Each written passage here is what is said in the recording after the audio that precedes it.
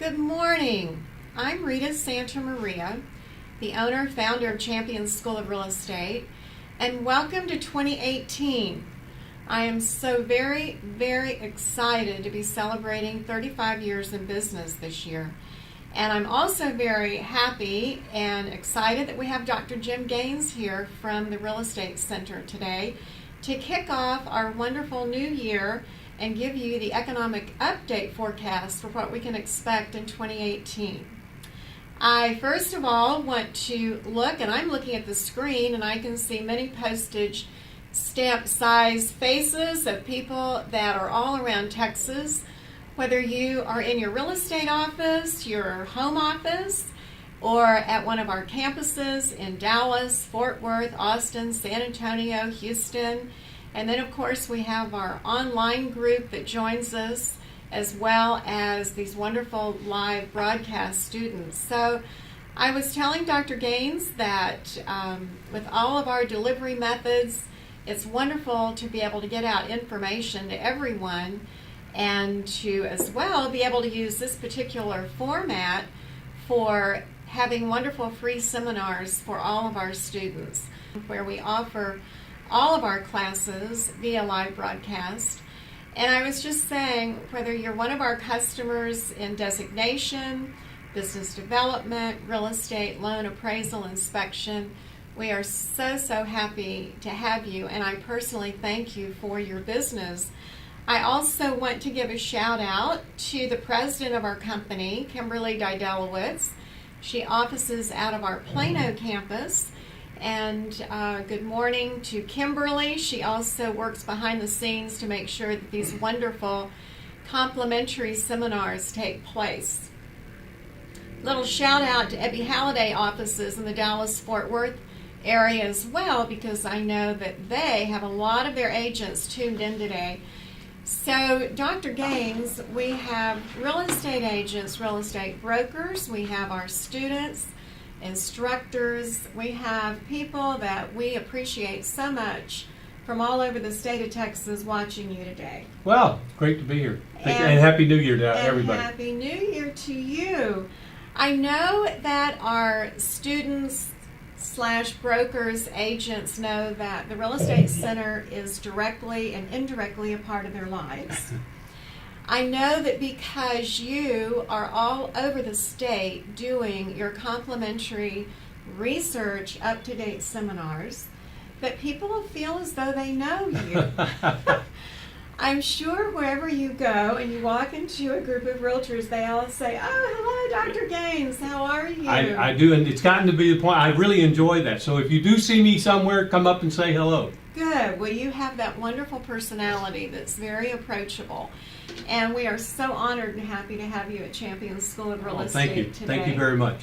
There's some things that I do want you to know about Dr. Gaines that you may not be aware of, and that is that he got his BBA and his MA and his PhD in real estate, and real estate from the University of Georgia.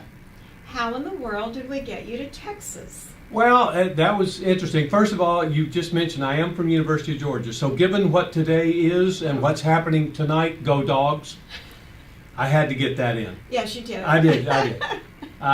No, I came to Texas. I had graduated from Georgia and wound up at the University of South Carolina, where I had been teaching for about 8 years, and got the opportunity to come over to Houston to the old Rice Center. The Rice Center was an urban research think tank, if you will, that was affiliated with Rice University.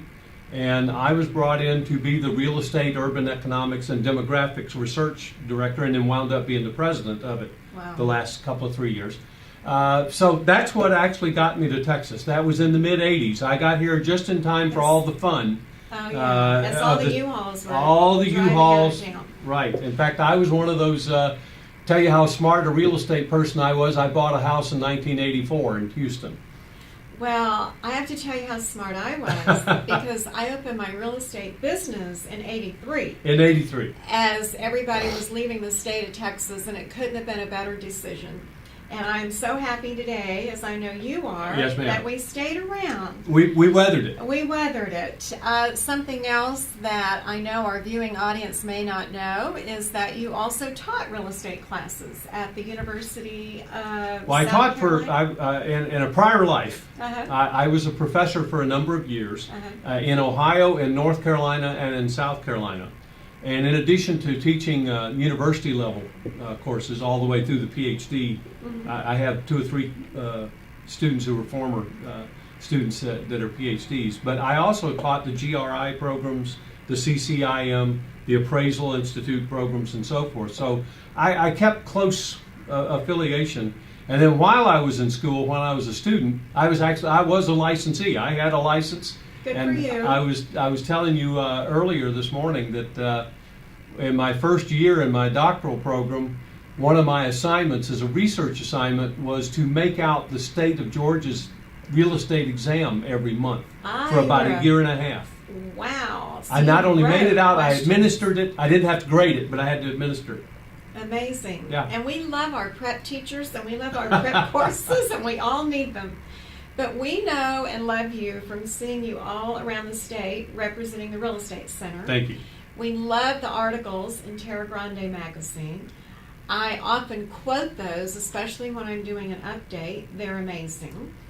And yet today I know that we are all tuned in. I said earlier, some of you may have missed it, but we have people from all over the state of Texas, brokers, agents, students, that are so happy to get right here on the 8th of January, the kickoff to what we can look forward to in 2018.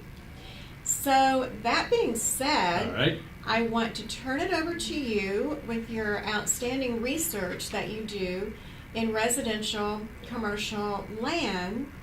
And for some reason, as I said to you earlier, I always felt like you had this wonderful affection for land, because many of your slides that you use are relating to land usage for Texas, water rights, but I'm sure that just works hand in glove with every bit of development for the state of Texas. Well, land is obviously fundamental to everything, and how it gets used, when it gets used, the valuation, all of that is critical to everything else. And in fact, we're seeing it show up right now, particularly in the residential area, for those of you who are doing residential brokerage. For new construction, one of the hang-ups in the new construction, and one of the reasons you're going to hear me say in a few minutes when I get into some projections, which is dangerous, that we're anticipating the rate of new construction to kind of slow down, the rate of increase to slow down, because we're running out of land. And specifically, obviously Texas is not going to run out of land, but we're running out of that usable land at the right price with the appropriate infrastructure to it that makes development and that's function. why we keep going further out into our suburban areas. Absolutely. And we're having to see how that develops. So that's one reason we watch the land markets very carefully to see how they're going. Now, and do what's you ever happening. go outside of the state of Texas to do research for other developments, companies, states? We watch it, obviously, because Of course. we want to see what's going on around the country, how it's developing, who's doing what. Obviously, we're constantly being asked, how do we compare in terms of growth or development or this type of development. We don't do the same level of research and the same degree of That makes sense. intensity because we are funded, as you know, by the licensees in Texas. So we focus primarily on Texas, except for comparative purposes to look around. We have been asked lately in our rural land effort to look at some of the other states because rural land tends to be a regional kind of thing, and so we're expanding a little bit into that. That's pretty much what we're doing. I was just curious because when I'm reading the Terra Grande or Recon, and by the way, I want to make sure you all have the wonderful address, which I know Dr. Gaines is going to put on the screen in a little bit. But always go to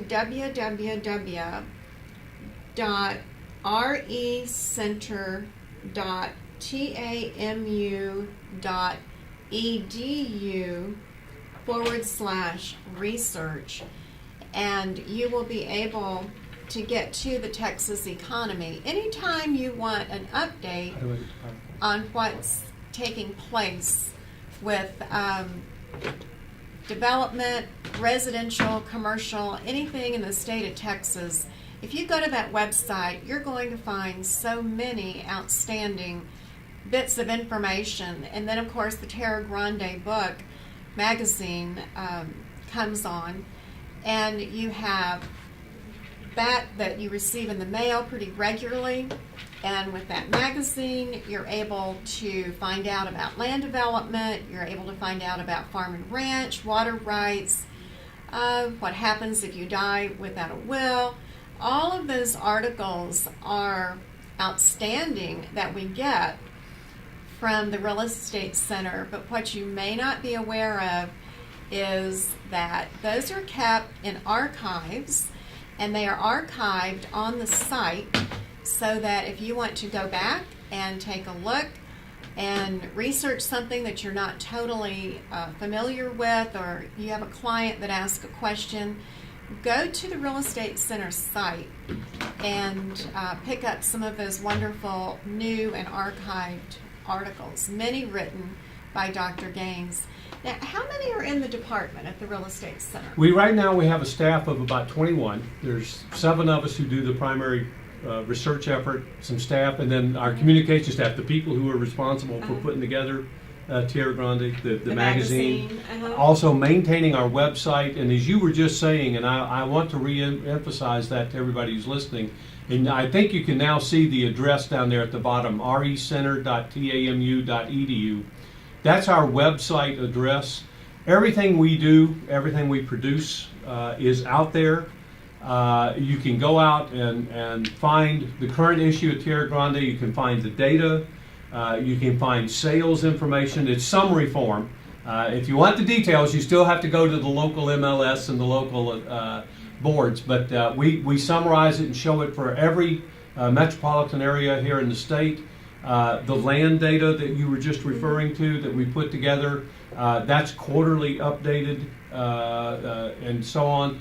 We put out, in fact, I will tell you that the most popular hit on our website address is how to get a license. Oh, really? How to get a license it has been for years. I happened to see that recently. It has been for years. That is the It's a good article. You have a little pamphlet book also. We have a pamphlet book on it for anybody who's just getting started or wants to know, what's the process and how do I get involved. I haven't seen that in a long time, and I saw it just recently that you all had it back on your site. Well, read it. If you find something wrong with it, be sure and tell us, okay?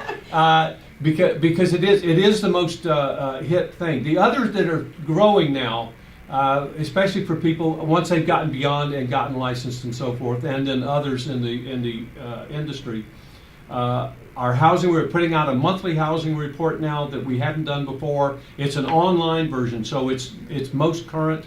We take the most current information, the economy, the housing market. I'm going to show you in a little bit here. We've got a leading index that we've developed for residential construction, which incidentally right now is on the upswing, so that's good news. It's always good to talk about it when it's going up.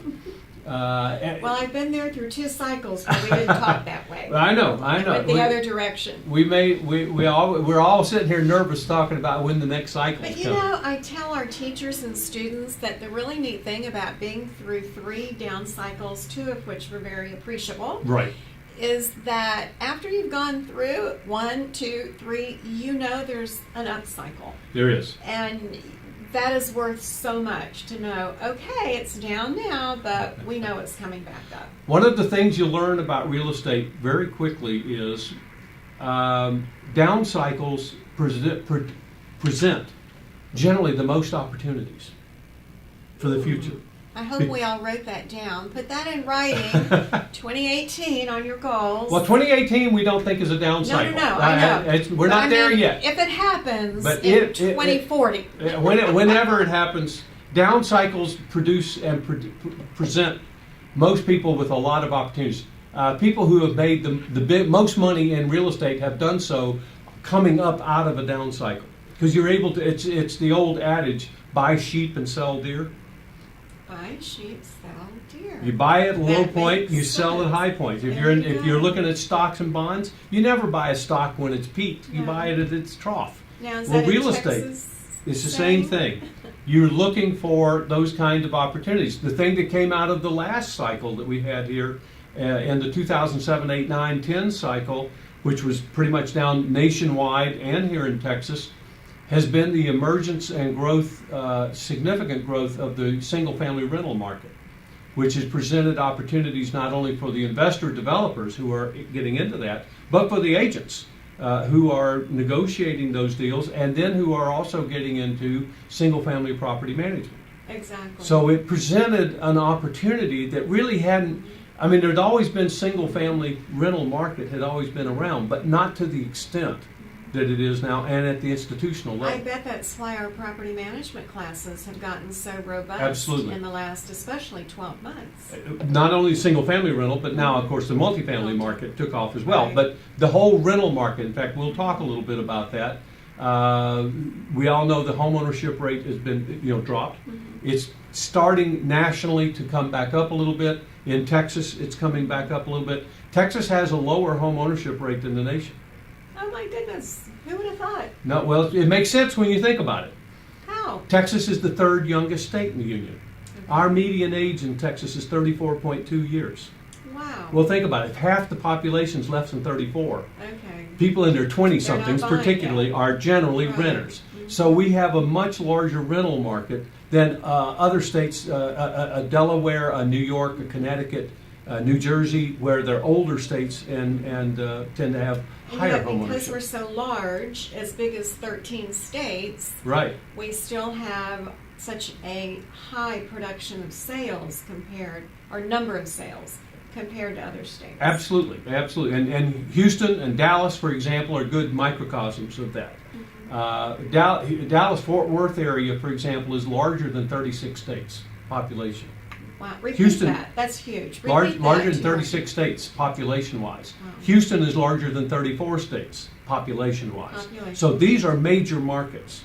Major. But these are also markets that have been major job magnets, creating jobs for the last couple of decades, and coming out of the recovery in 09 and 10, increased jobs. I'm getting ahead of myself here for the economic projections that we have in the actual formal presentation, but it's attracted a lot of young people. We're attracting young people into the community, and when they first get here, typically they rent. So, in a nutshell, and then we'll go to your absolutely wonderful slides that demonstrate what we're talking about.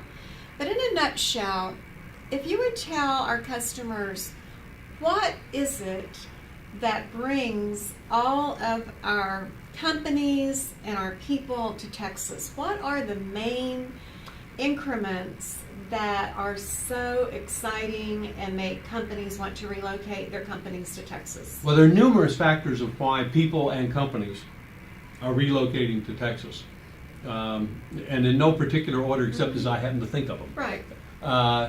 Job opportunities, number one.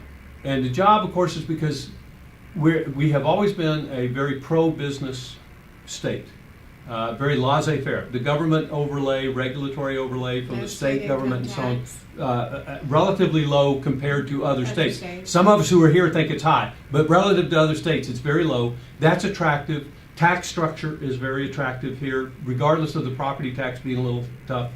Total tax structure here is not that heavy. So that's been attracting a lot of companies. Also, it's gotten so expensive in California, New York, Connecticut, Illinois to continue to operate, come here. One of the major reasons and attractors to come to Texas has been the cost of housing. Our housing market, relatively speaking, is extremely attractive, Very and attractive. very affordable relative to anywhere else of the high growth states in the union. Right, like Florida, California. Florida, California, New York, Illinois, name it. Houston and Dallas particularly, even Austin, which is the most expensive market in the state of major metropolitan markets here in Texas, is still, comparatively speaking, very attractive and very affordable. Haven't gotten there yet. we're working at it.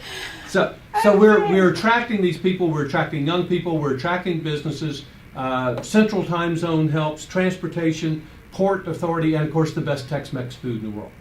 Well, I'm loving talking with you, but I know that our wonderful students and friends are ready to get into the nitty-gritty, nuts and bolts Okay. of your PowerPoint you brought to us today. Well, I did, and what I would like to do with you and with our audience here, with your students and friends and the licensees is I'm going to talk a little bit about the economy and demography and the real estate markets. I'm hitting a 100,000-foot view of everything without getting in detail. And if during the course, if there's something that strikes you that we need to talk about in more detail, just holler. One of the things that everybody, of course, was worried about was Hurricane Harvey. It affected the whole Gulf Coast area of Texas. These were the counties in the state that were declared disaster areas. And quite frankly, it's going to take another couple of years to really work through the Harvey and the Harvey recovery.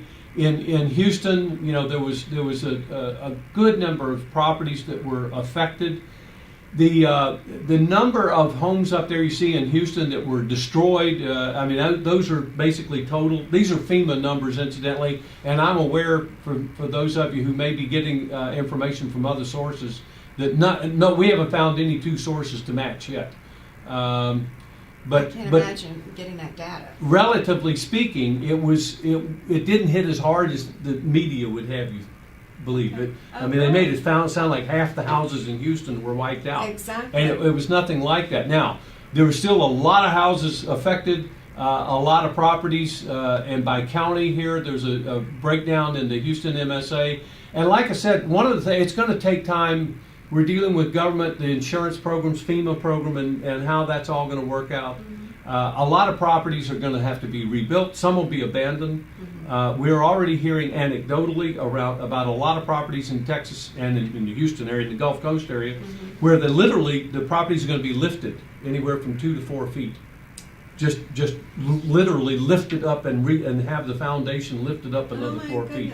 And it'll be interesting to see on a go forward basis if perhaps the city or the county or the flood control district or whatever takes control, and irregardless of whether you're in a flood zone, you literally just lift it up. Piers, and they're sitting Right. up like we see in the Galveston. Right, but after Irma, area. and after not Irma, but Ike, Ike. and they raised the minimum height from 13 to 16 feet.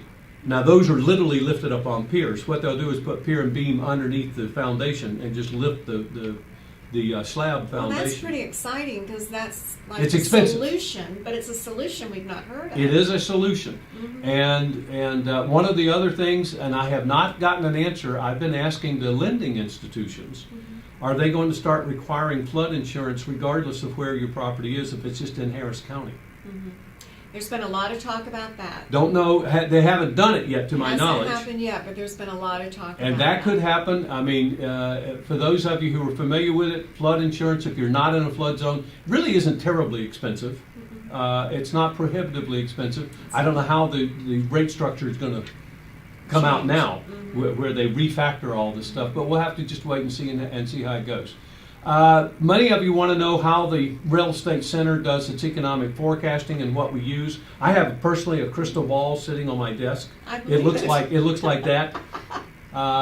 You think I'm joking? I literally have that 8-ball. I have an 8-ball, and I sit there and use it on a regular basis. That's our crystal ball. Okay, we lost half of our viewing audience. Yeah. One of the things I'll talk about in terms of the economy and the real estate market coming up for 2018. And for really the next couple of years. It's Newton's law number 1, an object at rest stays at rest, or an object in motion stays in motion at the same speed and direction unless some other force intervenes. And so what we look for are what are the other potential forces that could intervene or reduce the force of whatever's moving it in the first place, and we look at it. Texas has done well for the last for the last decade or more. The red bars here on the screen are the growth rate in the economy in Texas relative to the U.S. growth rate, which is the blue bars.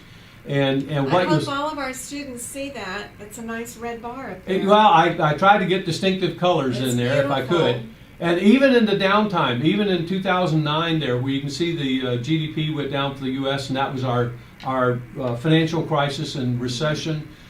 Texas, we're good citizens of the world. If everybody else is going to have a recession, we had one too.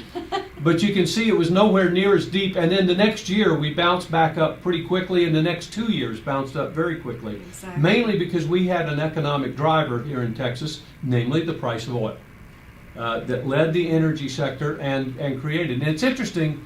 Everybody thinks we are an energy state. Oil and gas play a very important role. Statistically in our economy, it's less than 15%. But the multiplier and the momentum that's created by that sector then carries over to everything else and causes growth to keep going. We're coming back next couple of years. We can see we're projected to go up to over 4% and about 4.5% by 2018 or 2019. And we'll go on up from there. U.S. level, job growth continues to be pretty good. It's not outstanding. December numbers were just released here earlier, late last week, at about 150,000 jobs after about 220 in November. So it's sort of that steady growth. The blue line is the month-to-month numbers. The red line is the 6-month moving average. And I give you the month-to-month to show you the volatility that happens on a month-to-month basis. So any given month, when a number comes out and it says, well, it's down this or it's up that, don't get real excited about it. It'll change next month. It'll change next month, and there are all kinds of things going on. Inflation remains relatively mild. It's in that band of 2 to 2.5% that the Fed is looking for. Good news is we're not too high. The bad news is that the Fed is looking at this number also, and that's what's among other things that they're looking at in determining whether to raise rates again in this coming year.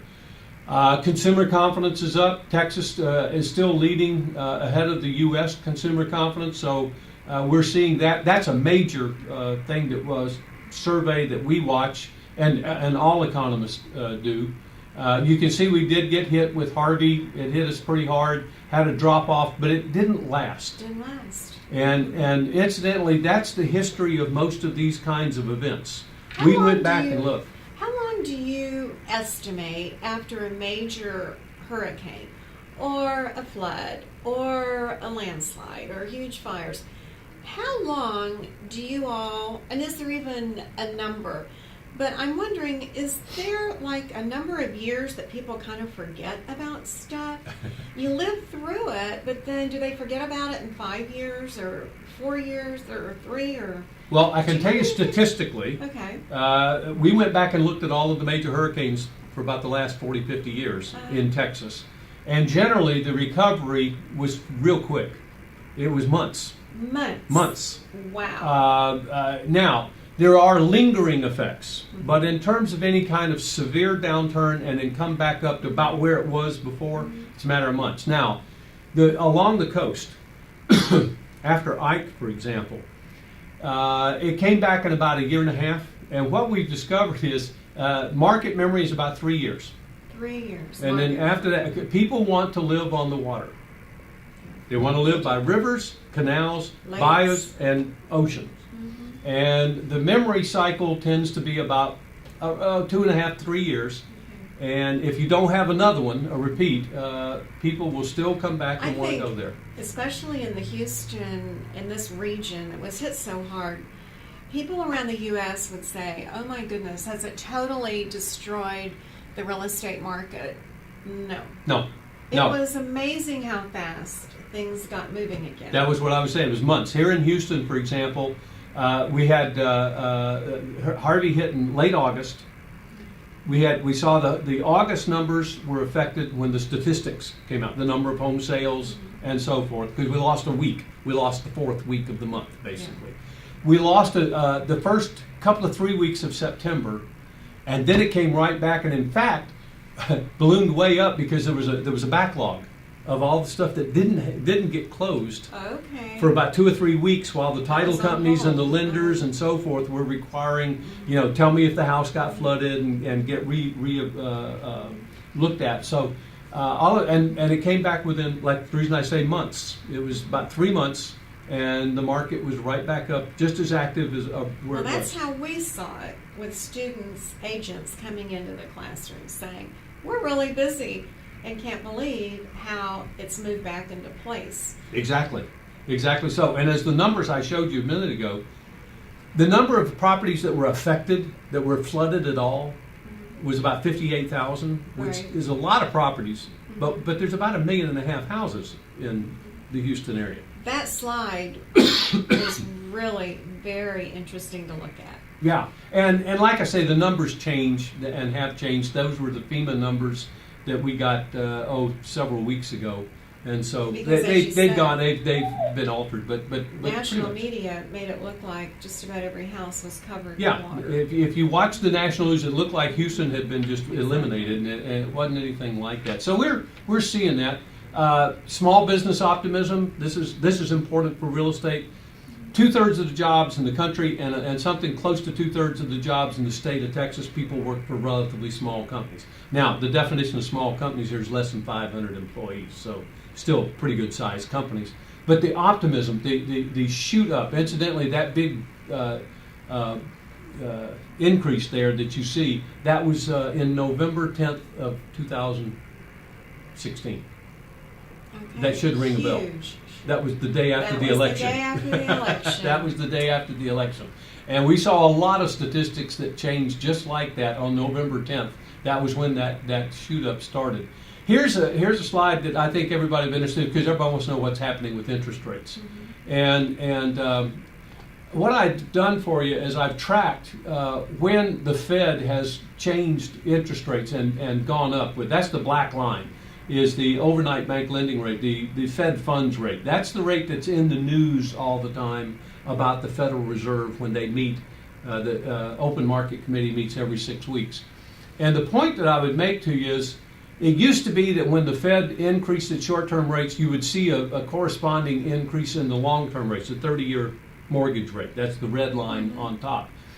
But back in about 2006-07, they raised the rates again, and it didn't have much impact. And you can see out on the far right that they've been raising. We've had 5 raises in the last year and a half, and the mortgage rate really hadn't moved much. In fact, if anything, it's kind of come down a little bit. It has. So, if the Fed, and the anticipation is that in 2018, the Fed will probably raise that short-term rate, that black line, another 3 times at least.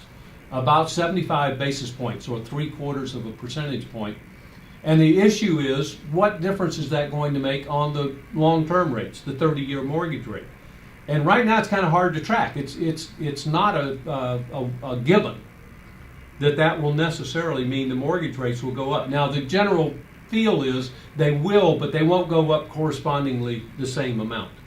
Aging myself here and having started real estate in the Plano area, when interest rates were at 18%, FHA was at 15%.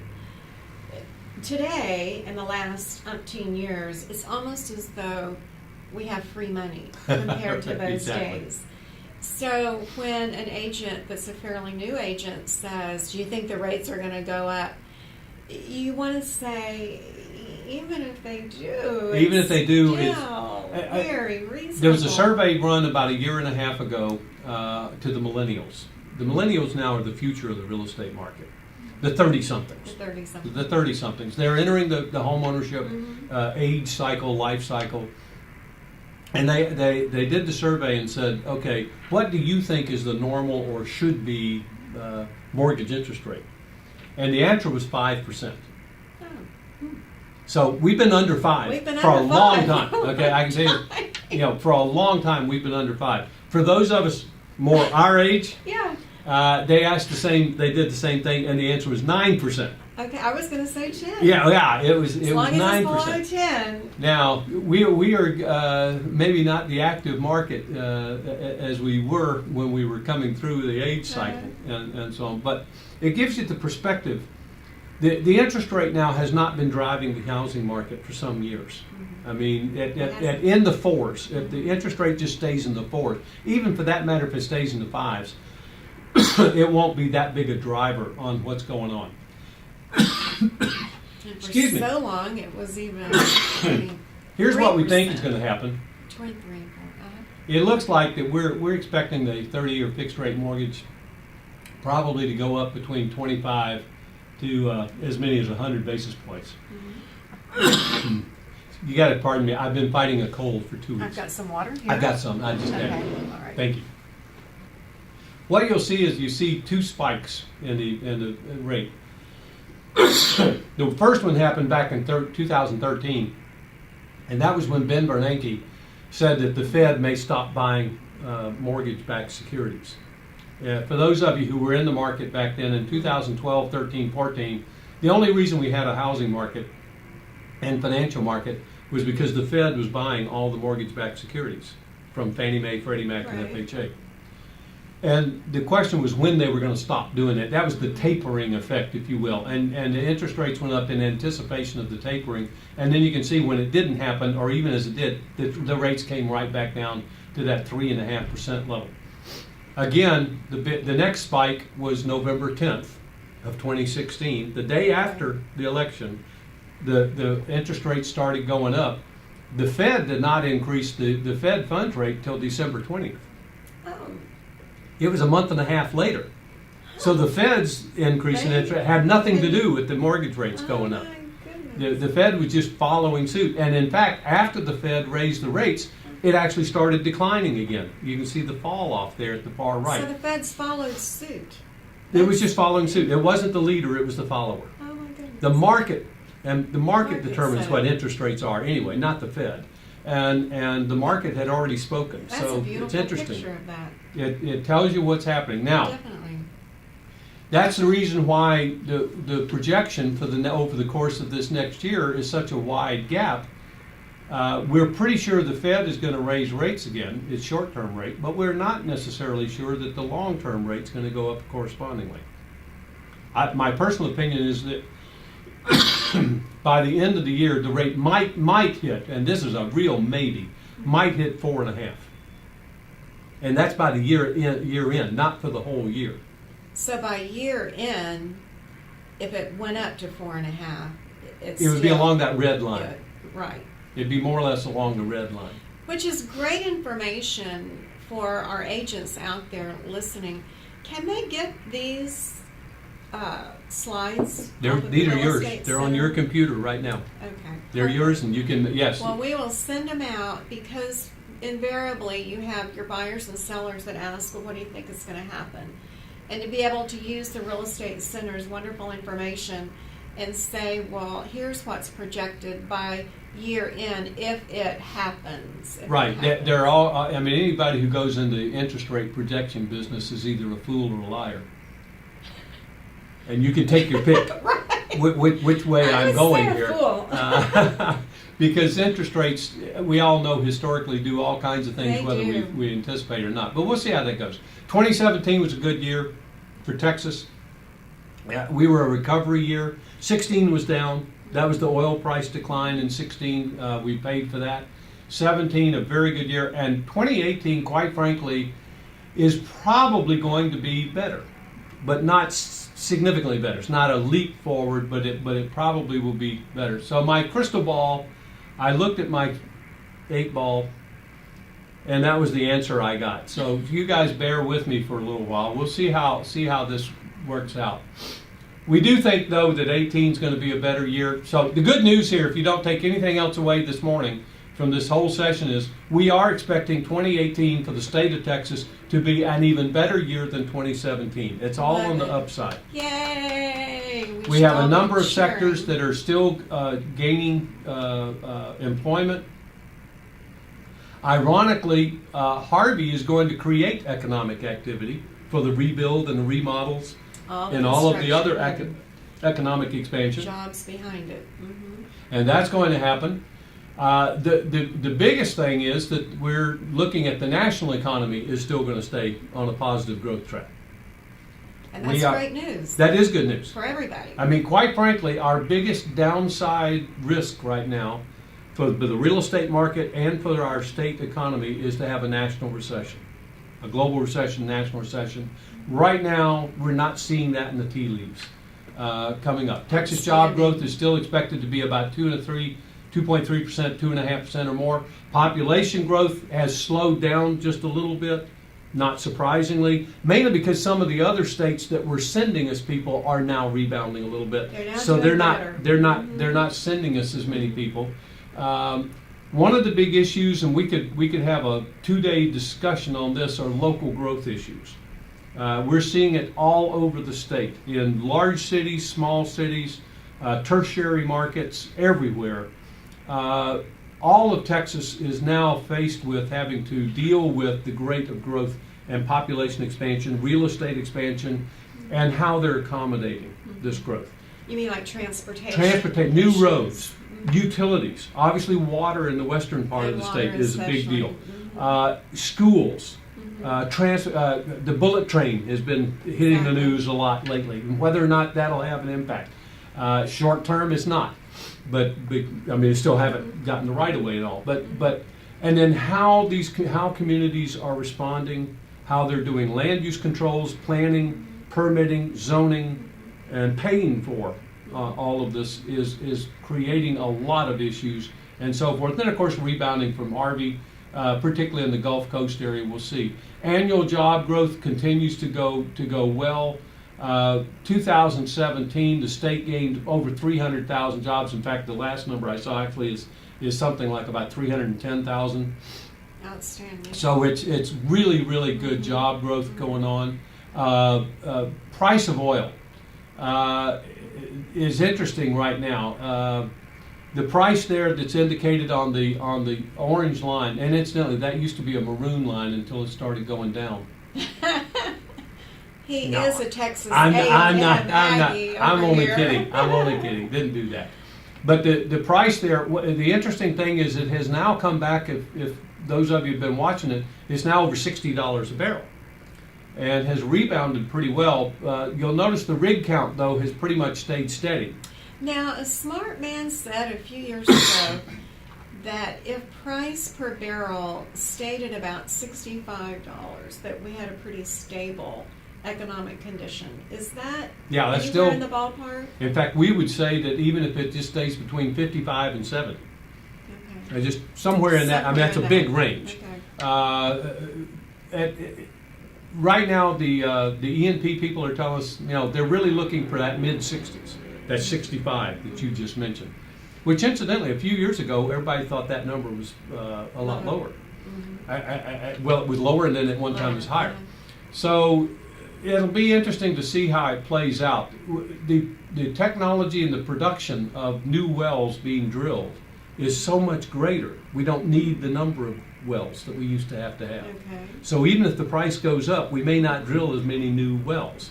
The rig count, and especially for southeast Texas, but even for the whole Texas economy, has been tied to these two measures: rig count and price of oil, because they tend to move together. And we're looking for stability now. So if it stays in the 60s, somewhere in the 60s, we should have that stability, not have the fall off, not have the big push up again. And right now we're at 60. We're in the low 60s. It's been fluctuating. It goes up and down on a daily basis, but we're doing pretty good. The rig count will stabilize, and we'll see how that plays forward. The other thing, we watch the current and future prices, because if that gap gets bigger, if the futures price gets a whole lot higher than the current price, that means the traders are anticipating the price going up. Going up. And then conversely, if it's down below. What you can see is that the futures traders are actually trading a little bit below current price, so they're not convinced that price is going to stay where it is. Okay. So we'll have to see, but that's one of the other measures you can kind of look at to get an inkling for where you think the trend of that price line is going to go. Business cycle index, Houston took a right turn, and that caused the whole state dipped a little bit. The growth rate prior to 2015, January 2015, was going up about 5.4% a year. Since 2015, January, the state's rate of growth has dropped to about 3.8. The reason is because Houston flattened out. Right. The drop in the price of oil in 2015 caused Houston to flatten. Now, the good news is we didn't go through another 80s. It didn't drop. It only flattened. So we did pretty good there. That's excellent. The growth rate in Houston has been good. Texas and the U.S. there, I threw Houston in just for comparison because it has been the drag in terms of the major metropolitan markets in the state. You can see how Houston's growth rate dropped down to about 0. That's what pulled down the state. Okay. Dallas was still doing well. Dallas has felt very little impact from the decline. Austin felt very little impact. San Antonio felt very little impact. Okay. Houston was from the oil price, from the drop in the oil price. J.R. Ewing notwithstanding, Dallas is not an oil and gas town. The rest of the world thinks it is because of J.R. Ewing, but it is not. And I can tell you that we've done studies on it. The Dallas-Fort Worth economy is tied to the U.S. economy at about a 0.94%. Was it always that way, or has it transitioned maybe in about 20 plus years? Well, it's gotten more and more. Okay. It was always higher than Houston. It was always higher than Austin, relatively speaking, but it was in the high 80s and now it's in the mid 90s in terms of percent correlation. Okay. Houston is correlated to U.S. economy at like 0.77. That's because we are still predominantly that oil and gas, and the export and import because of the ship channel and the port. So that's the reason I show Houston here, to show the downturn in Texas there was primarily a function of Houston's drop off.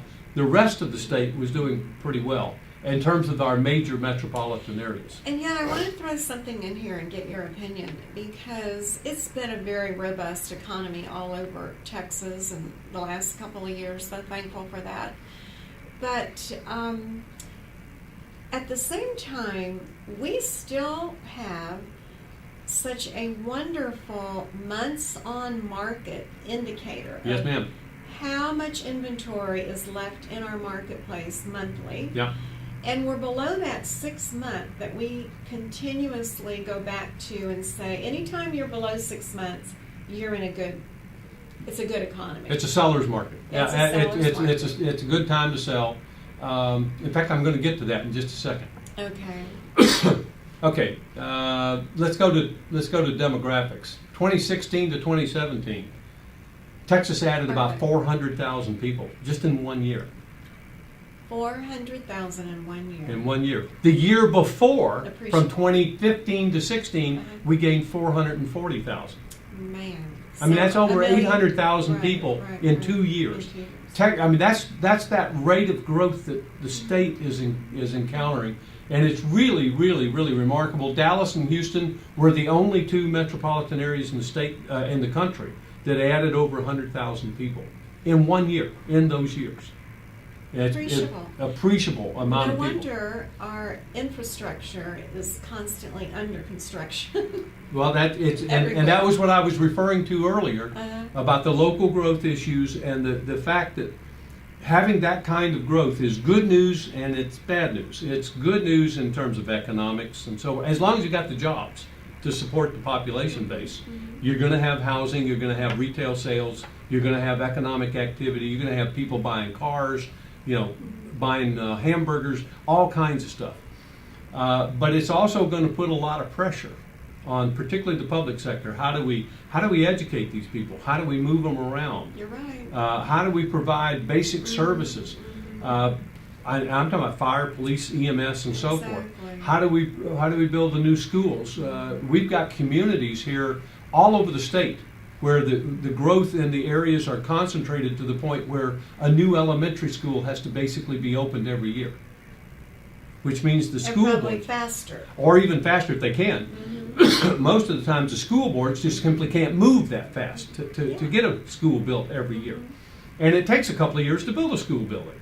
And particularly a high school will take several years. So the good news is we've got this growth. The bad news is we've got this growth that we've got to be able to accommodate and do it well. And we need to be smart about it. And that's a constant battle. There's no magic pill answer. I wish I had a good one for you. Is there one particular region that seems to be almost in a higher gear than the others as far as growth? I mean, obviously Dallas and Houston, from what you said, we knew in those regions we were growing. My gosh, I had no idea it was at that pace. Is there a particular, just region that never really grew so much in the past, but now you see that it's really really taking off. Really taking off, like the Valley or Fort Worth or Well, the Valley is growing for sure. Even West Texas. I mean, people think that Midland, Odessa got wiped out with the oil price decline. Exactly. Those areas are doing well, very well. I saw that in the recon. Because I also thought they weren't doing so well, but the recon showed they're doing great. And you were talking about the recovery from Yes. downturns, an event like a hurricane or a flood or something. Well, how about the drop in the price of oil affecting those kinds of communities? Exactly. They have rebounded very well. The growth is still occurring out there. Median household income, for example, the rate of increase in median household income in those counties out in the Midland, Ector County, and on out has been phenomenal. Then we have within the major metropolitan areas like in Dallas and Austin and Fort Worth and Houston, goes down to the Sugar Land area or the Frisco, Exactly. the Plano, the areas, Woodlands. the Woodlands, and then over in Austin, over in Westlake area, and so forth. These areas are just exploded, and some of these areas are Leander up there, Yes. and so on. Yes, Cedar Park. Outside of Round Rock. Yeah, there are all of these Exploding. pockets of really high intense growth that are going to be problem areas. I mean, they just don't have the road structure, the infrastructure, the schools having to be built. Those are the kind of areas experiencing these kinds of things. Here's where it's happening. Estimated population change since 2010. You can see how it's been going to the urban areas. You can see if we look at median household income, that's what I was talking about out in the Midland, Odessa area. See the dark blue counties out there on the west in West Texas, That's where truly exciting median household because income it's has not been what we expanding. thought. We expect it in the Dallas Fort Worth area, up and down the I-35 Sure. corridor, over here in the Houston area. Incidentally, notice the Dallas and Harris counties are green, while the suburban counties around it are blue. And Beaumont, looking And at Beaumont. and even Beaumont, over into Beaumont. Then San Antonio, Bexar County, but the surrounding counties, and then up and down I-35. Here's the projections. We're projected to go from anywhere from about 47 million to 55 million, more than double by 2050. It's going to be tremendous amount of growth still coming. This is from the State Demographer's Office, and I've given you the three alternatives here. If we grow at the same rate as we did from 2000 to 2010, between the two census, it's along the red line. If we grow at the same rate we did from 2010 to 2015, it's along the blue line there in the middle. And we're probably going to be somewhere in there.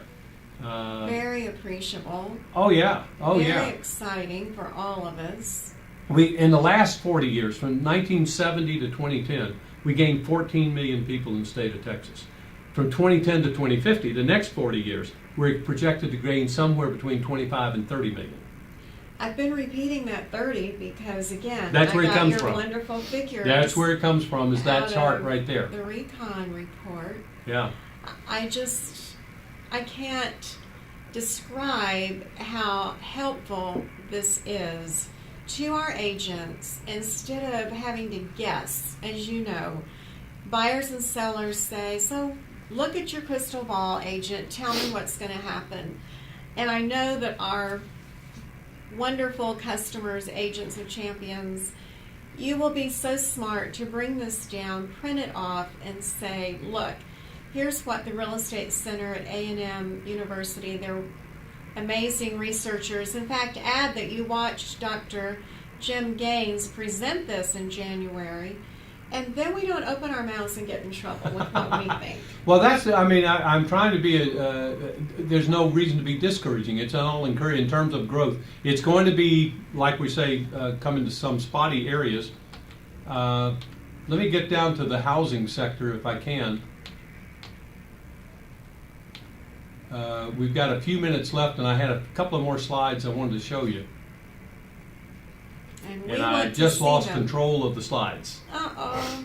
Okay.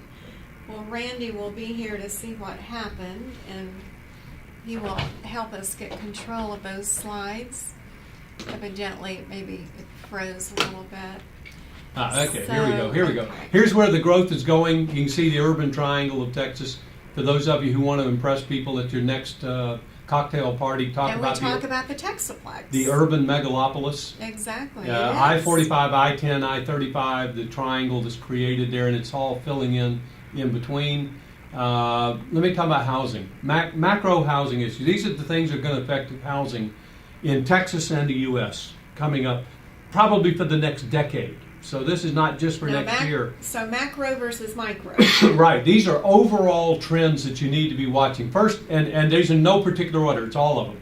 Demographics, I was just talking about it, but we were talking about millennials, the 30-something. Exactly. The attitude of the millennials, they don't have any stigma about renting. They're not as proactive trying to buy a house as quick as they can. When you and I came through back in the 70s, our goal was to buy a house as soon as we could. The millennials, all the surveys indicate they want to buy a house, they want to be homeowners, but they're doing it later.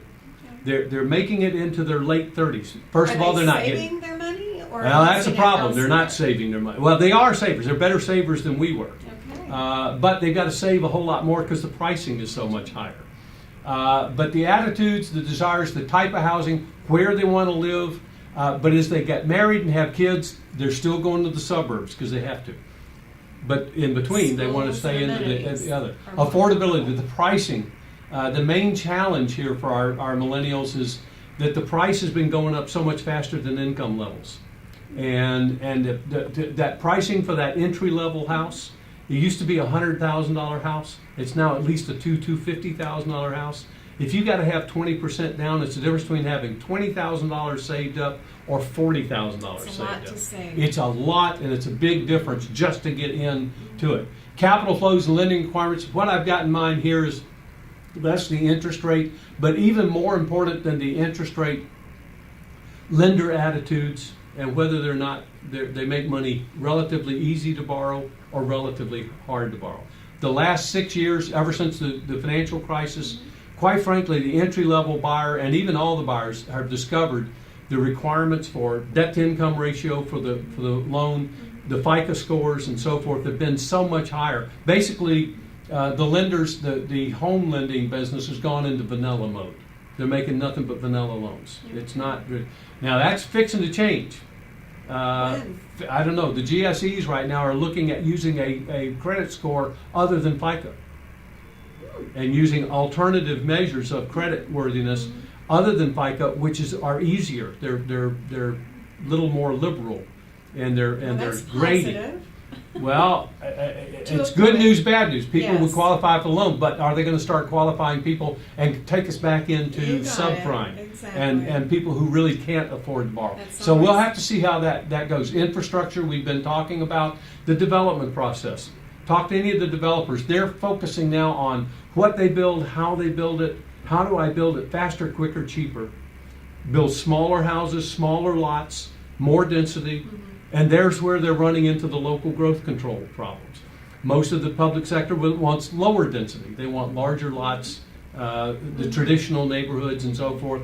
Well, you can't build $300,000, $400,000 or $150,000, $200,000 houses on quarter-acre lots and make it work. So that's part of the problem. And then, of course, the regulatory process, the whole thing. Lending, environmental, land use control. Again, all of these, we could have a week's discussion on each one. Well, I was going to say for our teachers, this one slide right here most definitely gives so much information to have discussion in the classroom. Oh, yeah. You can take any one of these topics. Exactly. It's huge with discussion. In fact, the center is co-sponsoring an event in February with the Dallas Fed just on affordability.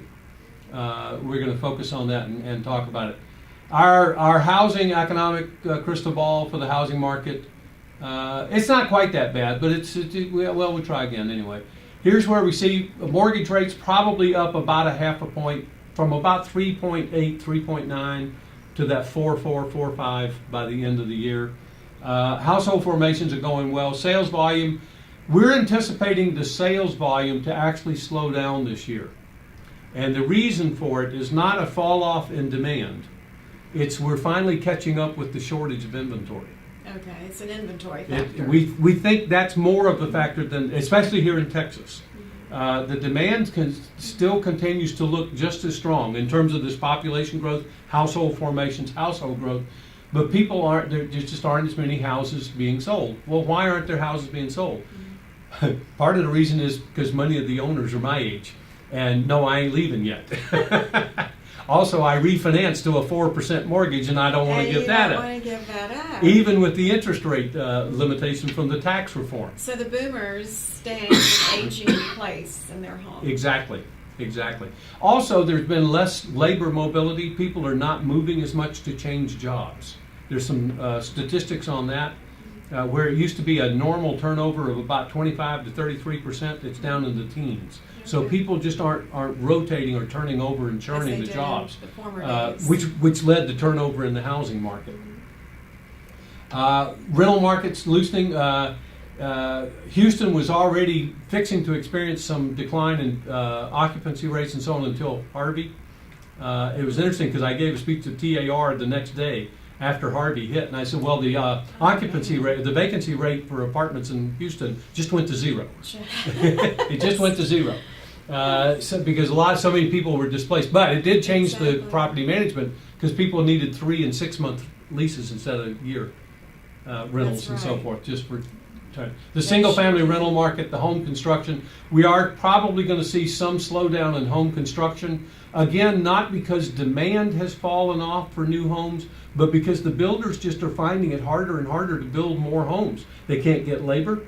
Particularly the skilled labor with the subs is becoming a critical shortage, and the land, the developed lots. We came out of the recession of 2007, 8, 9 actually with an overabundance of lots, but they weren't all well located. They weren't where people wanted to live. And where land developers had gone out and done it, but that wasn't where. So we're seeing that all kind of catch up with it, and then of course affordability. The prices, I'm sure some of the agents will tell us that buyers are seeing some sticker shock for those who are here. Those who come in from out of state are sticker happy. They're happy as can be. They just are, they're happy. Dead pig in the sunshine. But for people who've been living here in the state, it still looks pretty high. Texas home sales, we set a record in 2016. We're going to set a new record in 17. 18 right now, we still think will be probably another record year, but its percentage rate of change is going to be a lot lower. It's just not going to go quite up as much. This year we'll be up about plus or minus around 4%. Maybe next year we can go up about 2.5%, 3%. So that, but again, it's that inventory constraint that's holding us back. We're just simply catching up with it. Prices, though, on the other hand, are going to continue to go on up. And they're going to continue to probably go up at a pretty good clip. The rate of increase in prices may not be quite as high. Single-family building permits are probably going to slow down again for the same reason. The home builders just can't quite build as many. Incidentally, talk to any home builder today. He'll tell you that to build a new stick-built house today is taking 7 to 9 months, where it used to take 4 to 6. Exactly. So that time also cuts into the total That's great number. information for our students. When the buyer says, how long is it going to take? We typically say, oh, no more than 6 months. No, but be now prepared. We're going to be moving that up to 3 more months. Yeah, I would, you'd be doing your customer a service to prepare them for it's going to take a little longer than what it used to. And some of this is because, for example, you could get a brick crew, and you used to get 8 guys. Well, now you get 4. So it simply takes them longer to put the brick up, and I'm just using that as an example. Sure. But you get these kinds of things. Building permits per household, we're still not building enough houses. There is plenty of space. We usually build about 820 new single-family homes for every 1,000 new households being created. We haven't been up to that level for the last 8 years. So there's a cumulative shortage of housing units. So we'll stay under that 6 month for a while longer. Yeah, it sure looks like it. It sure looks like it. Multifamily, we started building more apartments to try to make up for it. Again, the 20, 30-something age group came through, demanded more rental units, so we built them. That has cut back the last 2 years and will fall off again.